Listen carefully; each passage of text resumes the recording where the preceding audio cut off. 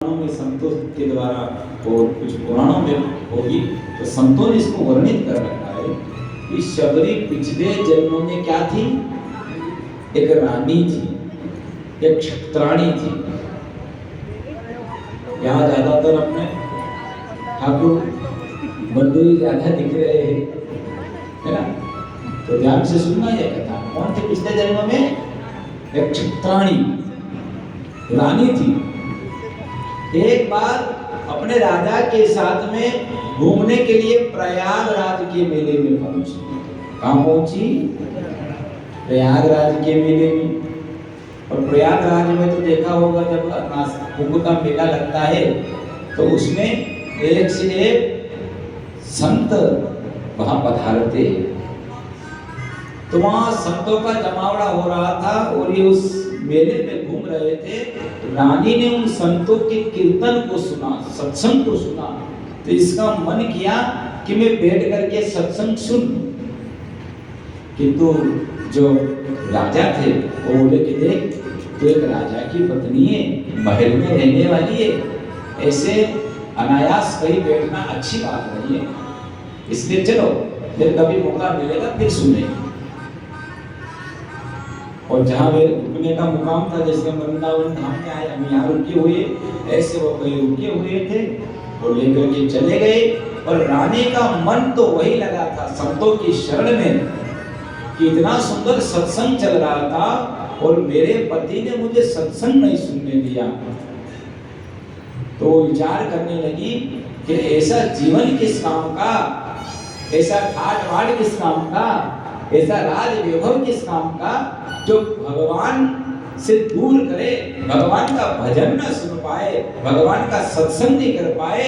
तो ऐसी रानी बनना धिक्कार है मेरे लिए। रानी होकर भजन न कर पाऊं, संतों के पास न जा पाऊं, तो फिर तो मेरे महलों में रहना बेकार है। तो रात को वहां से निकली और प्रयागराज में जहाँ संगम तीर्थ था, उस संगम तीर्थ में पहुंची और उस जल में खड़ी हो गई और बोली, हे भगवान क्षमा करना, क्यों? क्योंकि मैं अब आत्महत्या करने वाली हूँ और आत्महत्या करना महा पाप है। क्योंकि जो जीवन भगवान ने दिया है तो भगवान के हिसाब से चले, भगवान के हिसाब से इसका उद्धार हो, अच्छा है, पर उसमें हम हस्तक्षेप करके पहले जीवन लीला समाप्त करें, ये तो गलत है। पर प्रभु फिर भी मैं ये पाप करने को तैयार हूं। क्यों? क्योंकि मैं रानी हूं पर आपका भजन नहीं कर पाती, आपका सत्संग नहीं कर पाती, आपका कीर्तन नहीं कर पाती। मेरा पति, मेरा राजा मुझे कहीं जाने नहीं देता है। इसलिए है ना, एक काम करना, जब मर जाऊं और कहीं अगर मेरा दोबारा जन्म हो तो मुझे नीच से नीच, पतित से पतित योनि में डाल देना, किंतु सत्संग से दूर मत करना। कौन कह रही है? वो रानी। और कहते कहते अपने आप को जल में डुबो करके प्राणों को त्याग देती है। और वही रानी दूसरे जन्म में जाकर के शबर के घर में बेटी बन के जन्म लिया और नाम उसका शबरी रखा। जब धीरे धीरे बड़ी हुई, 7-8 साल की उम्र हुई, पहले कन्या का विवाह होता था, 7-8 साल का जब समय विवाह का आया और जब उसको तैयार कर रही थी उसकी मैया, अपने हाथों से अपनी बेटी की चोटी बना रही थी, चोटी को गूंथ रही थी, अच्छे से तैयार कर रही थी, तो बेटी बोली, वो शबरी बोली, मैया मुझे आज इतना क्यों सजाया जा रहा है, इतना क्यों संवारा जा रहा है, बताओ तो सही, आज कोई खास कार्यक्रम है, क्यों सजाया जा रहा है? तो कि सुनो बेटा, आज तेरी बारात आने वाली है और तेरा विवाह होने वाला है। वो बोली, विवाह क्या होता है? तो कि बारात आएगी, उसमें कोई दूल्हा आएगा, उस दूल्हे के साथ तेरे फेरे होंगे, उसके बाद वो लेकर के वो अपने गांव चला जाएगा, तू तेरे ससुराल चली जाएगी। वो बोली कि मैया वहां से फिर कब आओगी? तो कि सुनो वहां से फिर उसकी इच्छा होगी तब आप आवेगी, वो भेजेगा तो ही आ पाएगी, वरना तो नहीं आ पाएगी। तो इसको कुछ स्मृति पुरानी याद आई और सोचा पहले भी मेरा विवाह हुआ था, एक राजा की रानी बनी थी, ऐसा पति मिला था कि मुझे कभी भगवान का भजन करने नहीं देता, कभी सत्संग करने नहीं देता। तो ऐसा ना हो, इस बार फिर कोई ऐसा ही पति मिल गया तो पिछले जन्म में मुझे रानी होकर के भी डूब के मरना पड़ा, और इस बार भी ऐसा पति मिल गया तो मैं भगवान का भजन नहीं कर पाऊंगी, क्या करूं? तो सोचते सोचते माँ चोटी को गूंथ रही थी और शबरी ने दौड़ लगाई और दौड़ करके भागने लगी। भागते भागते देखा कि शबर जाति में बारातियों के लिए पिंजरों में बड़े बड़े पंछियों को बंदी बना रखा था भोजन के लिए। तो सोचा मेरे कारण बेचारे ये पंछी मर जाएंगे, इनको छोड़ देना चाहिए। तो जो पिंजरे थे सब खोल दिए, सारे पंछियों को भगा दिया, सबको आजाद कर दिया। तो मानो जैसे ही आजाद पंछी आकाश में उड़ करके शबरी को कह रहे, शबरी तूने आज हमें आजाद किया है, एक दिन वो परमात्मा तुझे आजाद करेगा। बोलो वृंदावन बिहारी लाल। और भागते भागते शबरी विडह जंगल में पहुंची और वहां एक मतंग मुनि का आश्रम था। किसका? मतंग मुनि का आश्रम। आश्रम से कुछ दूर छुपकर रहने लगी, क्योंकि शबर जाति की थी।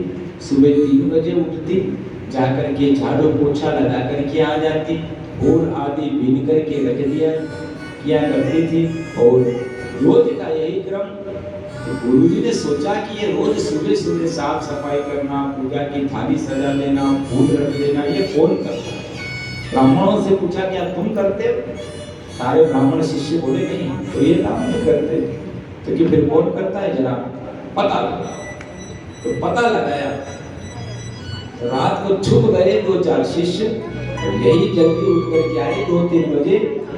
तो इसको चेलों ने पकड़ लिया और गुरुजी के पास लेकर के आए और बोले गुरुजी ये कोई बालिका है 7 साल 8 साल की, देखो तो ये रोज सुबह आकर के सफाई करती है। गुरुजी बोले क्या है, क्या नाम तेरा? बाहर रहती है। शबरी बोली मैं शबर जाति की हूँ, मेरा नाम शबरी है, और पिछले जन्म की सारी कथा बताई। और गुरुदेव त्रिकालदर्शी थे, सब कुछ जान गए कि अरे ये तो पिछले जन्म में परमात्मा को प्राप्त करना चाहती थी, तो अब उसी परमात्मा को प्राप्त करने के लिए फिर दोबारा आई है। इसलिए गुरुजी ने कहा कि बेटा एक काम करो, अब तुम मेरे आश्रम में रहना और जब जी चाहे तब तक रहना, यही रह करके भजन करना। वही रह करके भजन करने लगी। कुछ सालों बाद गुरुजी के धाम जाने का समय आया, सब इकट्ठे हो गए कि गुरुजी धाम जा रहे हैं। तो वो भी शबरी भी सामने खड़ी हो गई। वो बोली गुरुजी कहाँ जा रहे हो? गुरुजी बोले कि मैं सत्यलोक को जा रहा हूँ, धाम जा रहा हूँ। गुरुजी वहां से कब आओगे? गुरुजी बोले कि वहां से फिर कभी नहीं आते, एक बार वहां जाने के बाद फिर कभी कोई लौट के नहीं आता है। तो कि गुरुजी जब आप चले जाओगे तो मेरा क्या होगा? मैं क्या करूंगी? मुझे ना तो भजन करना आता है, ना तप ना तपस्या, मैं तो शबर जाति की शबरी हूँ। मैं कैसे परमात्मा को प्राप्त करूंगी? मेरा कल्याण कैसे होगा? मैं कहाँ भगवान को ढूंढने के लिए जाऊंगी? ना पूजा ना साधन, कुछ भी तो याद नहीं है। तो गुरुदेव बोले मतंग मुनि कि बेटा तुझे कहीं जाने की जरूरत नहीं है, तुझे उस परमात्मा को ढूंढने की जरूरत नहीं है। एक दिन वो राम तुझे ढूंढता ढूंढता तेरी कुटिया पर आएगा। आशीर्वाद। बोलो वृंदावन बिहारी लाल। तो यही रहना, राम राम राम राम किया करना, रास्ता साफ रखना, बिल्कुल कभी भी आ सकते हैं राम। तो वो सबरी रोज रास्ता साफ करती और दूर तक फूलों से रास्ते को सजाती। आज मेरे राम आएंगे, आज मेरे राम आएंगे, आज मेरे राम आएंगे। और हमेशा शबरी यही कहती थी, ओ मेरी झोपड़ी के भाग आज खुल जाएंगे, राम आएंगे।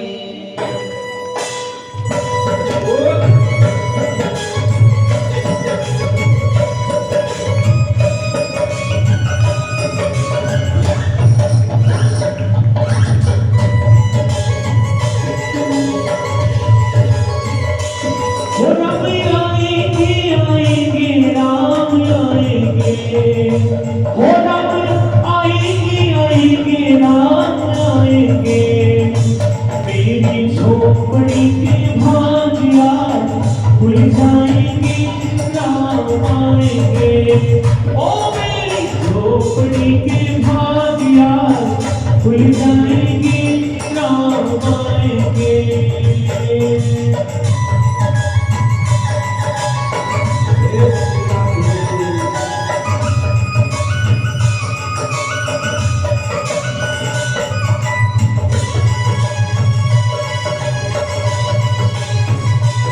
राम आएंगे आएंगे राम आएंगे।